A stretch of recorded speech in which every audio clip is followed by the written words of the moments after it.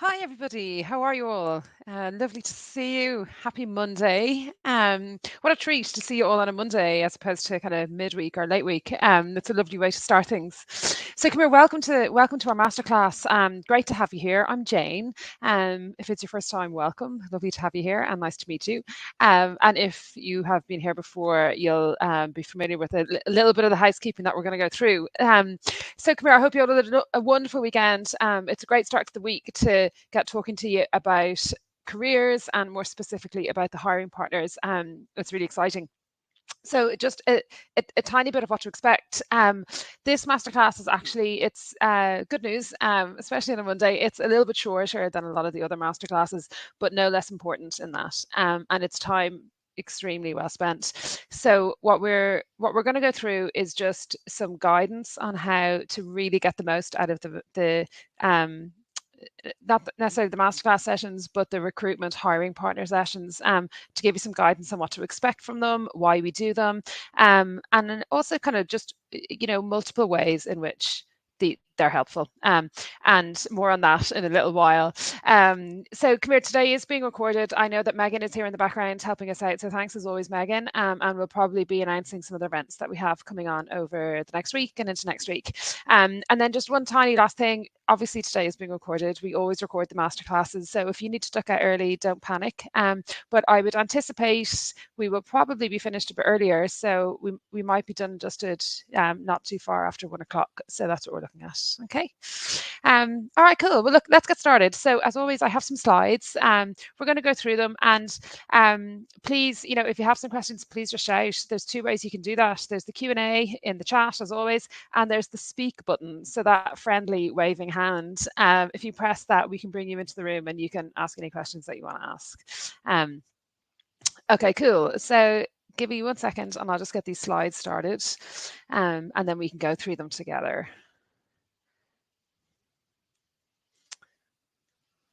Yeah, 1 sec.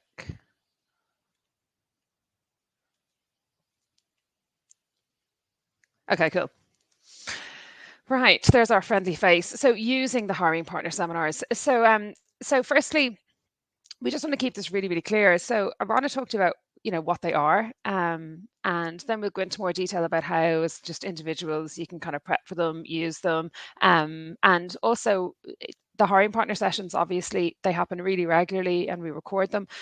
So not only are they kind of happening most weeks, they're also available retrospectively, and they remain useful even if you're not applying for that job. So I just want to give you some insights on how to use this at different stages. So regardless of whether you're recruiting, if you have time to come to these, they're really useful. If you don't have time to come to them now, it's a massive benefit to you to find time to look over some of them that are in the Careers Hub.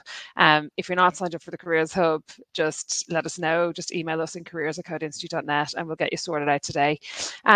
So what are they? So you see them being advertised, but look, let's just go through what we use them for. So they're really regular. They happen pretty much every week. They're 60-minute sessions, and it's when we introduce a selection of our hiring partner companies. So typically, you can expect one hiring partner for a company, and they come and we get really under the hood of their company, and also obviously there's a really significant recruitment focus. So they're here to talk to us about recruitment. They're here to talk to us about hiring, and obviously they're investing the time because you're a really valuable network to them, and they really want to get to know you. They want to profile themselves, and they want to make sure that when you are going making applications, that you think of them first and foremost.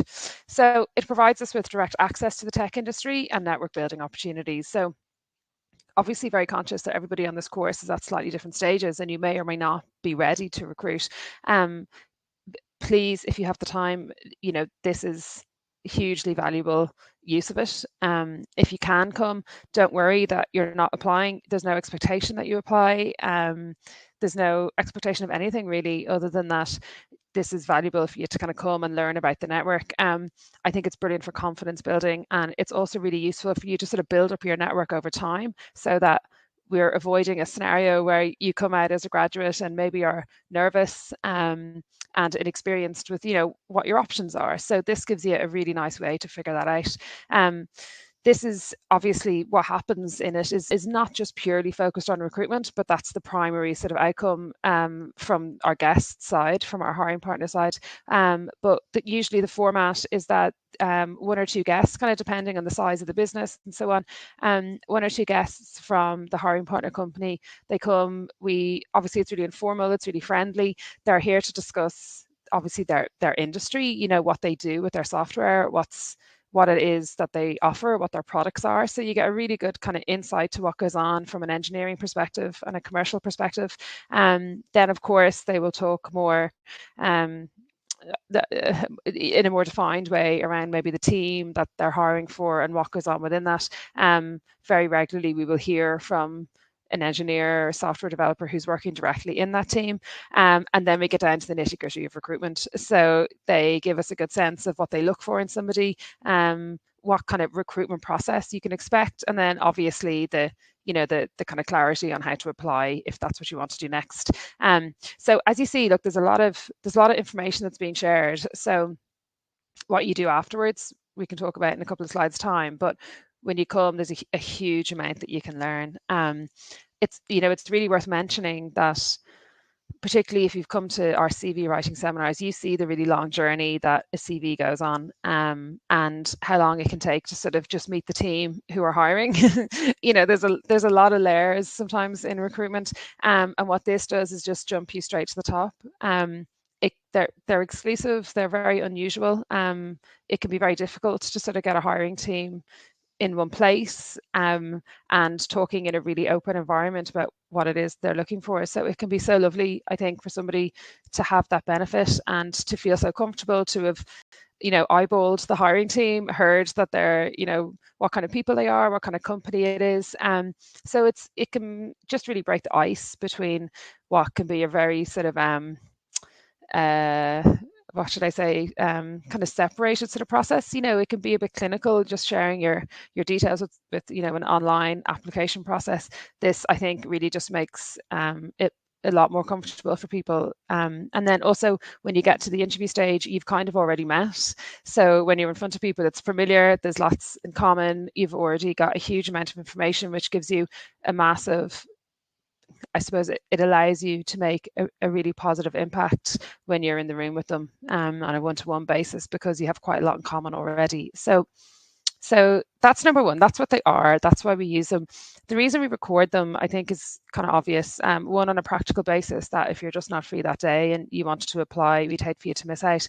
But more importantly, there's a huge value in this in terms of kind of planning. And one thing that I would always recommend that people think about doing is not rushing recruitment. Just little and often, and getting comfortable with this helps you perform better in interview, make better decisions, and give better answers, and know yourself, better, be more familiar with the language. But I keep a note. It's easy because whoever is in these seminars, we will regularly share their names, obviously, when we're advertising them, so you can find them on LinkedIn really easily and keep them in your network. But sometimes it's still hard to remember back because you've got a lot on. So I would sometimes keep a little note, a recruitment diary, a Microsoft Word document, something dead simple. And if there's a company that you just like the look of, or you thought the people in it were great, or just the timing was off for you in terms of actually making an application, it can be really handy just to make a note of them. And then maybe in a few weeks or a few months, when you are ready, you can come back to that. Okay. So that's what they are. Who thought that would take so long? So why are they good to attend? Now, look, we've obviously touched on this already, but some of you probably know my own background. I spent 10 years in agency recruitment, and I have seen firsthand repeatedly the difference that having some industry insights can help people perform better at interview. You feel way less sort of on the back foot. You feel comfortable with the language. You know how to use phrases, words that are familiar to your audience. And these industry insights will save you having to put tons of time into figuring this out yourself, or figuring it out elsewhere, and trying to trust externals to external sources that maybe you need to go and verify. Here it's the industry. Like, these are people in the industry, they're hiring, they're decision makers, they're professional engineers. It's really exciting. It can be really lovely in a number of ways to be able to reference stuff that you've attended when you're in an interview, because it really does just boost your I suppose it boosts that credibility that this is something that really motivates you. So this is something that I would just really recommend. Building your network. So you're well aware of our openness with our own network and how important it can be and how valuable it is. So this again can save you tons of time because you can just come. I see Jade and Megan have put in their LinkedIn there, so good on these girls. If anyone else wants to share their LinkedIn, this is another valuable way to just add a few. And just having that stretch is really useful, and then it's dead simple. And when you come back to it at the point with which you're ready to recruit, that it's there waiting for you. This point is really, really, really important, knowing what to expect at interviews. And I find it's so refreshing because, you will find a lot of repeat questions get asked at these, and obviously within, a different company answering it. But the answers become beautifully straightforward in many ways. And it really takes that, just kind of fear of not knowing what's going to happen at an interview out of it. And excuse me, interviews actually get quite repetitive, in a nice way. But it doesn't, I'm really aware that, and I understand that that doesn't make it less nerve-wracking when it's you in the interview seat. And we're all, we all know that. But coming to these sessions and hearing people sort of be very honest about what they're looking for, it also takes the stigma out of it, because you will find that sometimes people kind of build up tech tests and build up this is a very, very intimidating situation. And actually, usually they just really want to get to know you, and they want you to be, prepared but relaxed. And sometimes you may have a lot of the skill sets already to kind of get you through a lot of the interview. And then the technical piece, expectations are set that you're in training, that this is maybe quite new, but you're learning a lot and you're at early stages. But for you to be able to articulate that, to be able to give really good examples of, your previous behaviors and, other things that you've done in the past, that they all contribute.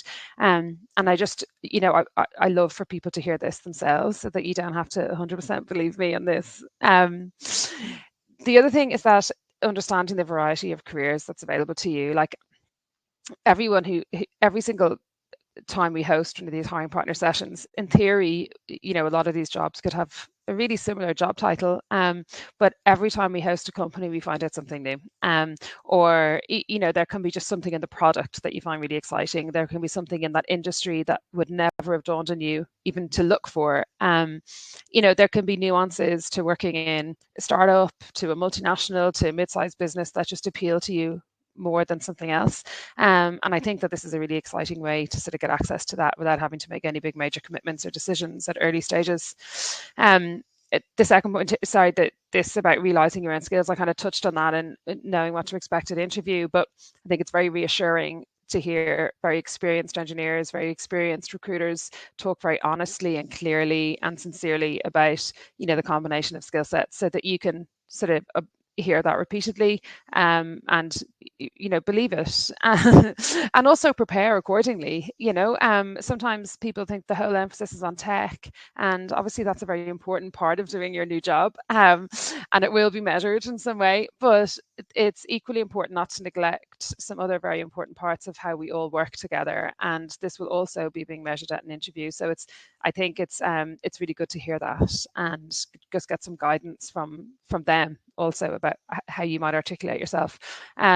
Speaking the language, I've seen people explain their careers in lots of different ways, or their experience in lots of different ways, or even leave really important stuff off their CV because they've incorrectly assumed that the tech industry isn't interested. They are. There's lots of valuable stuff that you can use in an interview that is going to be of value to them. And sometimes some of the wording is a little different, and we can help you with all that. But just being able to speak the language and be comfortable with it. And then one of maybe the most important ones of all, getting used to asking questions. So look, I would really, really, really be quite upset if anybody left this program and the first time they ever asked a question of somebody in the industry was when they were sitting in an interview chair and they were nervous. This is a fabulous place to come and just get used to hearing answers, getting used to seeing other questions that people are asking, being able to reference sometimes something interesting that you heard in a session that you did with a major tech company, and being able to intertwine that into a new interview. I have lovely example of an alumni based in Sweden who came back to one of these sessions, and he was busy. I think he attended a few of them towards the latter stages of his time, and he went on to be hired. But he said the feedback he got from his interview process was that he was one of the kind of less technically experienced people who applied, but he performed best at interview. And in particular, the questions he asked were just like really engaged. He'd obviously been listening. He showed a lot of kind of curiosity and progression through the interview stages. And in fairness to him, he said, look, he's a really bright guy. And, it's not that he wouldn't have been able to ask these questions without having come to these seminars, but as it turned out, he would have doubted their relevance and maybe would have been more inhibited. So I hope that makes sense to you. Like, the feedback that he got was that his level of comfort and confidence in knowing that this was important stuff to be discussing at an interview made him really stand out. And this is kind of like practice runs that you can do here so that you can really nail it when you're out talking to somebody about a job that's really important to you and that you really want, that you've done the practice, and you've had that exposure and you're comfortable with it, and you can bring that experience with you to the next piece. And look, all of these things can be applied in lots of ways. So obviously here in this community, it's and in this environment, you can apply them just to these webinars. But when you're preparing for these in the outside world and treating them like interviews, you'll be really used to the rhythm of how to get the most out of them and how to perform really well and how to put time in a really efficient way. So I'm going to show you how to do that. So hold on one sec. So the next one, so to prepare. Now, bear in mind, I'm someone who thinks, that firmly believe in trying to get as most out of as little time as you can. And I'm conscious that you guys are most definitely those types of people also, because you're doing a very accelerated learning program and probably juggling with lots of other things. So this is what I would advise in terms of preparation. So if you're signing up and about to attend to one of these, honestly, this can all be done in that kind of 10 minutes between when your calendar beeps to tell you this is about to begin, and when it does begin. So here's 3 things I just really advise doing, and it'll really help you get a lot out of it. If you have more time to put in, cool. If you don't worry. This is also exactly what I would do before an interview. I would probably do it sooner than 10 minutes before, but it's the same kind of process. So firstly, have a look who's going to be here and use your LinkedIn account to stay in contact with them. Just send them a message so that you're linked in with the panel. And also follow the company for sure. We will have published any job specs. Look, 99% of the time we do it in advance. But we will do it during the session if not. And the other thing is that we'll always have them in the job alerts afterwards so that you can find them really easily. This is a really good idea because it's really interesting to look at what's written in a job spec versus what they say in an interview, or sorry, what they say in a masterclass with us. And it's really surprising at just how you get a much deeper insight. You understand that there's a much wider job specs can read really narrow and they can be quite intimidating, and sometimes there's like a list of criteria that they would love to see, but usually it's not as strict as that, and very often you find that out when you get to come to these and you hear directly from the hiring team. So I think it's really confidence boosting, and it can really encourage you that actually your skill set is precisely what they could be looking for, but it's not always reflected that nicely in a job spec. So this is just something to be kind of bear in mind. So these are the things that I would do in advance, and it will just help you sort of get more out of the session. Very quickly, I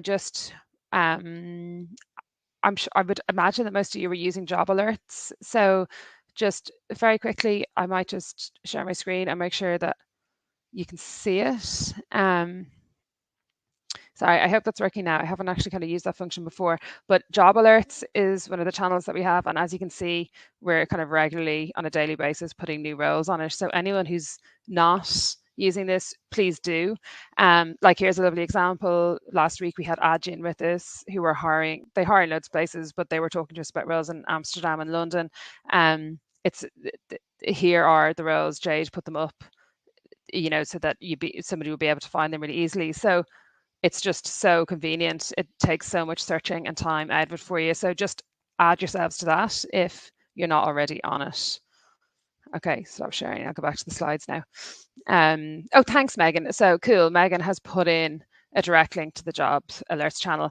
And the other thing about the job alerts is that sometimes people don't add it until they have, like, until they feel that it's time for them to, to start making applications. And I wouldn't recommend that that's the best way to go. Like, I know it might be a bit annoying having it kind of pinging at you, but it's pinging at you with really good information. And it's, you can turn off your alerts if you want and just jump into it every now and then, but it's incredibly useful for you to kind of get more familiar with the variety of roles. It's also dead exciting. Recruitment should be really exciting. Very often people view it negatively because they haven't prepared for it, but when you do prepare and then you get going, it's really exciting. So that's, I would really encourage you to keep an eye on those jobs so you can get familiar with the different job titles. And even, do you know what, guys, the other thing is that getting to grips with the fact that sometimes jobs with really similar job titles are actually really, really different. So it's well worth getting to know the company a little bit. Sorry, excuse me. It's thirsty work, these masterclasses. So during the session, so what do you do? And I don't mean this in a babyish way. I don't mean to be offensive by trying to tell you in any way. I'm not trying to say to you how to behave. I'm just trying to help you get the most out of these, right? So first of all, really obviously listen to what they're saying. I can't stress enough how many tidbits you'll pick up here. And if you're really smart about this and you are going on to make an application, anything you need to know about how to talk in an interview is going to be explained to you here. It's absolutely worth its weight in gold, being able to, or data is more valuable than gold now. It's worth its weight in whatever way we can measure this, just to listen closely, make a couple of notes. You don't have to do this all the time, but if you're getting close to recruiting and you reckon that you're going to put in an application, this is just brilliant. So, and ask questions. So I would really advise, in terms of kind of expanding learning and getting useful information to talk about within an interview room with them, talk about kind of the projects that would be involved in the role. Ask them about their tech stack, kind of techie questions that we don't always get to ask. Like, very often during an interview process, we're dealing with recruiters who are great and we love them, but they will usually be there to manage the recruitment process, which is a very different thing to working as an engineer and having, the nitty gritty on what goes on a day-to-day basis. In this kind of environment at these sessions, you've got that engineering team there. So even if you don't think you're going to apply or the location isn't right for you, there's tons to learn about what they do. So you just never know where this could become really valuable for you later. And if you're going to put the time into coming up, I would definitely try and get, in a selfish way, get as much as you can out of it. Just what I've written in green italics there, I just wanted to kind of point out, because sometimes people ask me, why do they not talk much about salaries and, packages and stuff like that? They just won't. And just to manage expectations, the reason that companies don't really talk openly and clearly about salaries and packages at sort of situations like this is mainly because an interview versus kind of a discussion about the role, there's elements of kind of privacy and confidentiality that they just won't go into it. And another thing, sometimes if questions come up, if you've already made an application and you want to know where what the status of it is, they won't answer that either. So they won't talk about stuff that is really meant for kind of a one-to-one scenario. They will just, let's use it to talk about the tech, the industry, the ins and outs of the role, anything kind of more personal than that or confidential, and that they'll keep on a one-to-one basis. So look, just do try and engage. Doesn't mean you have to sit and start to scream, but if you're pottering around the kitchen or if you're doing something else, just try and listen, because just how you might reuse this information is going to be so useful later. Enjoy yourself. Look, honestly, I find them exhilarating. I find it so interesting. And, it doesn't matter how many of these, if we did 10 of them a day, I would find out something new at every single one of them. Enjoy them. You're working so hard at this course, and it was, the investment of your time is so valuable. This is the reward. This is representative of what it is you're going to be doing next. So enjoy it. It's good fun. Obviously grow your network. Please don't leave without having LinkedIn with the people who have joined us. Get them on your network and own them as your own. And then also your fellow students. So obviously these are really sociable sessions. It's brilliant to have everybody here. And the hiring partner sessions obviously always have guests. That's sort of part of it. The masterclasses are sometimes we have guests, but very often it's our team who are running them. So just it's a really cool place to sort of see each other and hear what stage everybody is at. And then just a little bit, this is actually my last slide. So using it afterwards. Or also if this is something, if you don't get to attend live and you're having a look at it on the Careers Hub afterwards, obviously, the obvious step that you might take next is that you make an application. And if that's the case, brilliant, listen closely to what they say. And if you're on the session and you're thinking to yourself, I'm going to make an application, ask them questions, the really simple stuff like, what would really jump out, what would make a CV pop to you, what are you looking for in someone, how can I articulate things? Ask them, don't be afraid. All you have to do is put it in the chat, and it's a really nice thing for them to hear, and it's really helpful for you. So obviously you might make a job application regardless of whether you are or whether you aren't. Make sure you don't leave without those LinkedIn connections. Make sure that you're following the company on LinkedIn, so you will always hear very, very quickly what's going on with them. And also you'll get updates of useful information of what their company is doing, so that if you're futuristically going to attend an interview with them, then you will be able to kind of be on top of their kind of recent news. And I would highly recommend sending a note. So I want to link this back into anyone who's been attending our masterclasses about LinkedIn and network building. Like, this is just clever use of your contacts. So if you're going to be hitting them up for a job kind of soon and entering into a recruitment process with them, it's very, very useful if you've kind of opened a line of conversation, and you can keep it so simple. You can copy and paste this note and just say, great session this week, or, I just reviewed that session that you did with us, really exciting company, like, delighted to stay in touch. That's all you have to do. And it's a really clever way of just keeping those lines of communication open for yourself and representing yourself really well. So yeah, and then 3 in the boxes here. So look, obviously keep in touch with the panel. I've kind of demonstrated how to do that. You can, if you're using LinkedIn, then to, with an active mind of what it is you're working towards, a little bit of liking and sharing of their company's updates is a really smart thing to do. Apply learnings to your own interview environment. Just like that example I used of our friend in Sweden, he very cleverly used some of the questions he got used to listening to. And also, actually, sorry, to explain that even better, when he was here, one of the engineers was talking about good questions that he loves getting at an interview. So this was the tidbit of information that he took and applied. So 10 minutes, and it really changed things for him and his confidence and his ability to kind of represent himself really well in an interview. So do apply them. And then you can use examples and references from these sessions. Like, I saw somebody recently really cleverly on their CV, in their hobbies and interests, putting in, they had presented, I can't remember exactly how they worded it, but they said, look, I love researching tech companies, and, I've attended sessions recently and named a bunch of companies who had been in our masterclasses. And I just thought it was so clever. It had never occurred to me to recommend to people to do that, but it really bulked out all of their tech activities and their preparation. So it was smart. So, you can talk about some of the information that you're gathering here, and apply it to, why you want to work in tech, or, what you find inspiring, or why you want to work in a front end role, or why you want to work in a back end role, whatever it is you're interviewing for, you'll have some really nice references to sort of expand on your reasons. And I do think that that's, it can be really impactful in an interview. So I think that's, oh, sorry, I beg your pardon. So the research has also as interview prep. So this is, sorry, I've kind of said this in the last slide as well. I hadn't realized I had this slide here. So you can, when you are interviewing, employers are always on the lookout for candidates who are really clear on themselves and their ambitions, and are able to discuss different points with which it, that kind of amplifies that. So it just gives you more content, basically. It gives you more ammunition. It gives you more discussion points. And look, what I've written here as well is that, the point that you're at in your career is always going to be changing, obviously. So if this is your first tech role or your second tech role, there'll always be new things that you'll be talking about.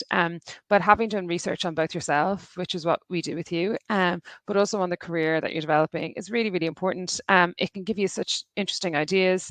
It can really kind of set you on a path, which takes a lot of confusion out of it. So this is about opening doors and, showing you what's available. So it's, it is something that can kind of really spark an interesting idea. And it is so great when you're interviewing somebody who is, able to articulate that in a way that sometimes is quite rare. So you're going to learn about yourself, you're going to learn about the types of roles, and you're going to learn about the companies. And there we go. Okay. So I was one off with the slide deck, but there we go. So we've reached the end of my demo. And I hope that this has helped you understand. What I'm going to do is just go back to the prep bit, because I know there's a lot of information that is shared there, but I suppose what I don't want you to go away thinking, oh God, it sounds like loads of hassle going to these. It's not. You just come and you listen, and you'll probably grow more and more confident the more you get used to them. But I just want to make sure that you get the most out of them, and that certainly you don't go through the program thinking that these are not for you unless you're actively recruiting, or if the location is not a place where you're going to be working, that you have nothing to learn from these, because that is not the case. There is always something that can be learned. And if you have the time, please, show up, have them on in the background. And look, I suppose the really overriding thing about all of this is that you could come to one of these and go away with a nugget of information that helps you, job done. But I think as you're moving through the program, it takes time. I have no doubt at all that there are moments when it's like it feels quite hassly, and it's an intrusion on your time, or there's moments where it's just really hard. And I think that these are really, really, really inspiring to remind you why you're doing it, and that it's very, very close. This industry is very close to you. You're already part of it. Obviously, there's a little bit of time and work to go through, but that it's tantalizingly within your grasp. And, I think listening to people come from the industry and explain that to you can just really help. It can really remind you why you're working so hard, and just how great it's going to be when you're on the other side coming back. And this is the other thing, sometimes at these recruitment webinars, that's exactly what happens. You have an alumni sitting there talking to us about how they attended one of these 3 months ago, and now here they are back again. And I think that that's really great. I really enjoy when we have that at our disposal, to hear their journey through it. So look, that's it for me. There's a couple of things I just want to get through. So I think, Megan, thank you so much. So Megan has been just sharing information there. We have a Code Institute, really good timing. We have a Meet the Alumni seminar on tomorrow. So is that right? Yeah. Oh my God, it's June the 26th already. Goodness me. So that's tomorrow at lunchtime. And then next week, I don't think we've shared the details yet. It'll probably come in a few days' time. But we have a hiring partner seminar happening next week, and you'll be able to exercise some of these new habits. So we'll share some details of that during the week. But you can sign up to those now. The Meet the Alumni ones are brilliant, guys. If you haven't been coming to them, again, they're all recorded. You can check them out. But we do one every month, and it's brilliant. It's what it says on the tin. Graduates who are out working in tech come back and just talk about kind of what they did. And the lovely thing is that every single time we bring someone back, obviously the story is slightly different. And their situation is always going to be slightly different. So it's really nice to hear how other people have navigated it. So if you have time, we'd love to see you there. I love them.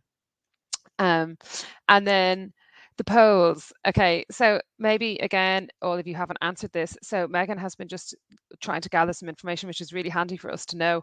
But the question was, do you ask questions at these seminars? And 100% of you said no. So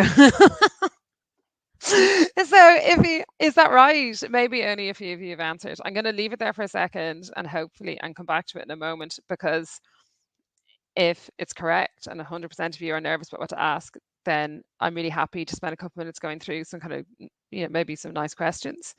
So let me take a little look back in a minute. And then the other thing Do you know what's really handy? And I don't know if Megan can do this easily, but if you are able, Megan, there's an interview guide which might be really useful for everyone here, given that poll. Don't worry if you can't, don't panic, Meg.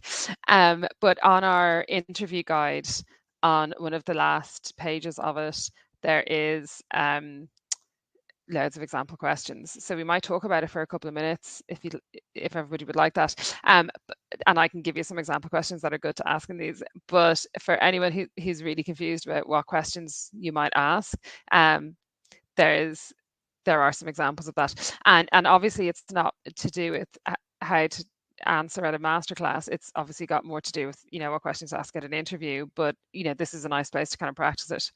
So I see this is changing a bit. Okay, but it's still very heavily weighted on no, I don't know what to ask. So good questions. So typically, first of all, kind of bear in mind the panel. So usually, give or take, we will have kind of a more technical person, so an engineer or a manager or somebody who works in the tech team, and then we would typically try and have somebody who is heavily associated with the recruitment team. So not every company has a dedicated recruitment team. The bigger the company, the more likely it is that they will.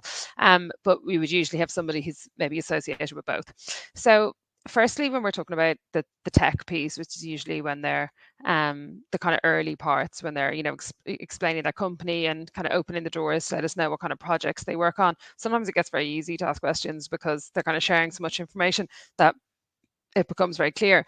But you can there's kind of obvious ones, like you could talk about the tech stack, you could talk about the programming languages that they're working on, and whether if your favorite is kind of front end stuff, you can ask about what they're working there. So I think like really obvious questions, which are quite simple in a way, about what tech stack they're using is good. I think questions about if they have a wide variety, which is very often the case,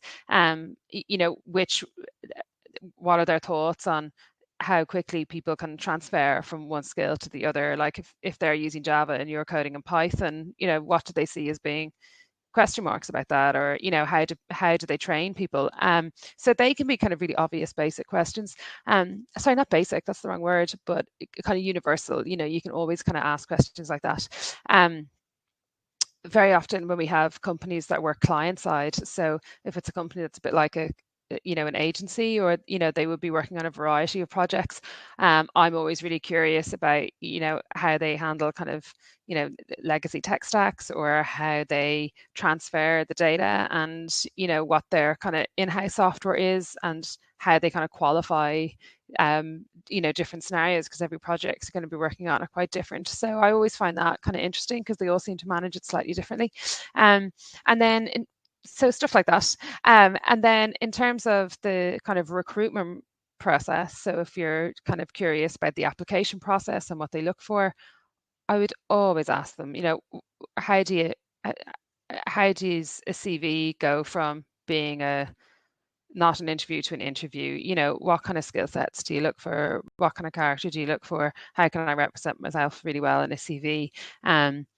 Simple, again, simple but kind of clear questions like that. And then I would always ask questions about the technical assessments. How do you assess somebody? What do you look for if you're perusing through someone's GitHub? What would you look for? And maybe just ask them about kind of projects that they'd like to see, and so on. Like that, you don't have to be reinventing the wheel about it, but you'd be really surprised about how much extra information you can gather that they may not be hiding, but it mightn't occur to them to volunteer. And then look at the other kind of general stuff. What's the team like? How big is the team?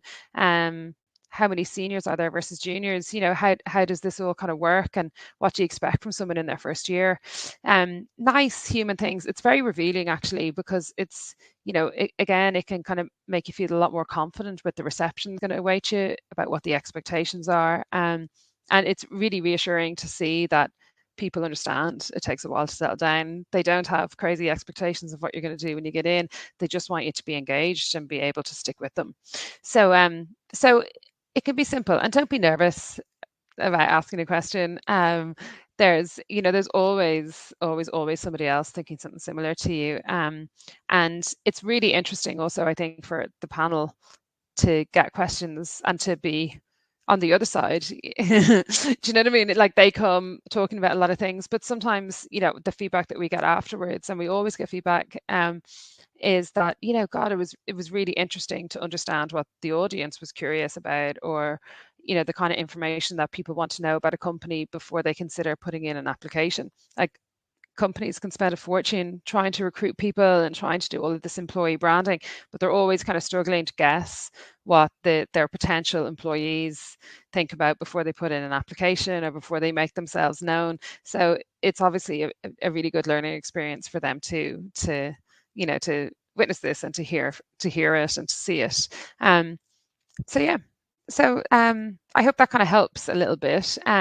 But I would also definitely try and guide you before towards the interview guide. It's in the Careers Hub. You'll find it in the kind of interview section. You can click on it and download it. It's, if I may say so myself, quite an interesting document. It's quite a long document also. It wouldn't be one that you'll get, I wouldn't advise trying to learn it off, but it can be a really handy thing to have. And there's good questions in there that can be sort of very useful for getting used to asking. Oh, thanks. Megan has also. Oh, Marius has it already. Fair play to you, Marius. So there's a question there from Didi. So, hey, Didi, thanks for this. So, when they do not ask about your projects but would like to know how you navigate a project, yeah, how would you now give examples using your CI projects? Um, well, I suppose the same thing. So, I would obviously always recommend that you have your GitHub and links to your projects on your CV. And I would also highly recommend that you're kind of used to, before you go into an interview, that you've kind of selected one or two of your favorite projects that you really enjoy and that you're really proud of, and that you've got used to talking about them. And when I say talking about them, just, kind of how you started it, what the task laid out to you was, how long it took you to do it, and then talking through the kind of development side of it, how you built it. So that's exactly what I would use, Didi. It's there's going to be enough in your projects. Also, we would recommend that you try and fit in time for a hackathon. I don't want to go on about hackathons in this session too much, but it's very nice to have the extra bit of information or the extra example of having a team example as well as an individual contributor example, which would be your projects here. It's not mandatory. Don't panic if you haven't got time, but just remember that it's really beneficial if you do. So I would definitely prepare, have a look at your projects, decide which ones you think are the best examples, and just get used to talking out loud.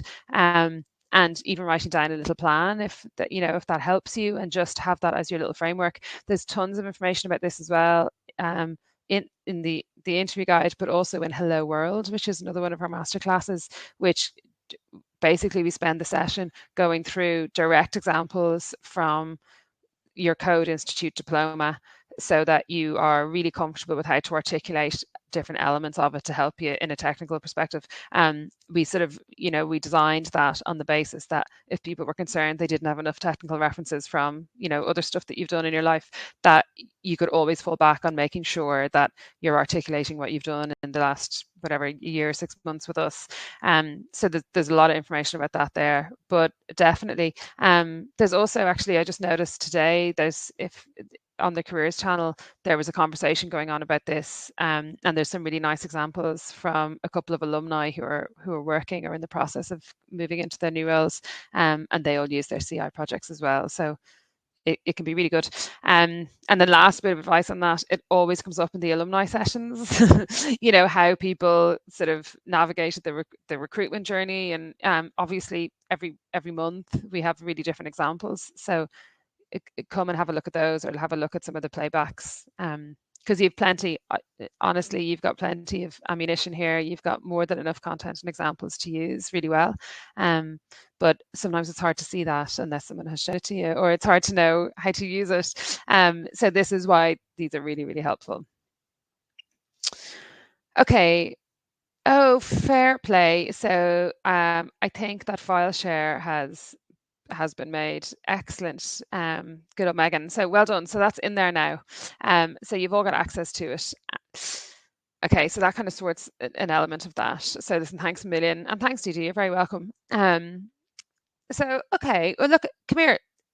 deadly questions, guys. Time really well spent. Somehow, I'm so sorry I've held you until 15:15. I know we had timed it for the hour, but I had genuinely thought that we would kind of finish this up at about 1 o'clock. But I'm glad we didn't because we got through a lot.